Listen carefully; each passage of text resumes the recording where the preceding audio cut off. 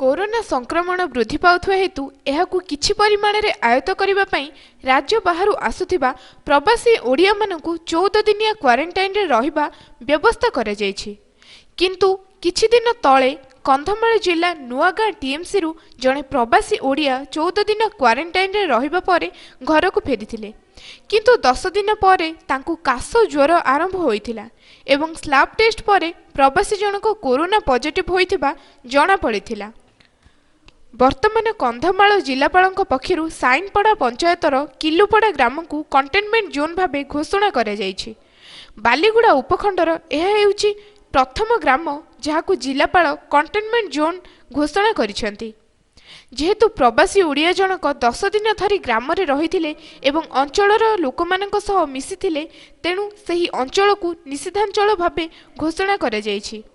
एहाकु दृष्टि रखी सकाळु सकाळु बीडीओ, तहसीलदार, IIC, SDPO एवं स्वास्थ्य विभागर समस्त अधिकारी ग्राम रे पहुंचिचंती एवं किभଳି भाबरे केउ रास्ता को बंद करा जिवो सही विषय रे आलोचना चलीछि।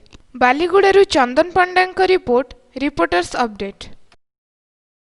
सारा विश्व में कोरोना भाइरस आतंक सृष्टि करता बेले ओडिशा रे मध्य धीरे धीरे तार प्रभाव पड़बार लगी।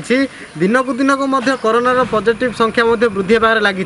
बर्तमान मु कहबा गले कंधमाल जिला कौनुआगाँ ब्लॉक किलुपड़ी अंचल में जे कि जड़े व्यक्ति आसी से प्रवासी ओडिया थिले, से आसी क्वारंटाइन रहिबा परे किछि दिन पर तांकर सिम्पटम ठंडा खास जना पड़ता। तापर तांको चिकित्सा टेस्ट कला पॉजिटिव आसी जहाँकि आम सूचना पाइचु।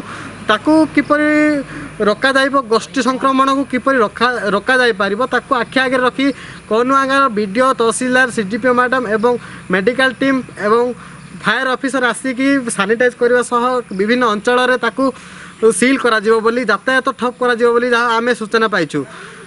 कौनुआगाँ ब्लॉक साइनपड़ा किलुपड़ा अंचल चंदन पंडा रिपोर्ट, रिपोर्टर्स अपडेट।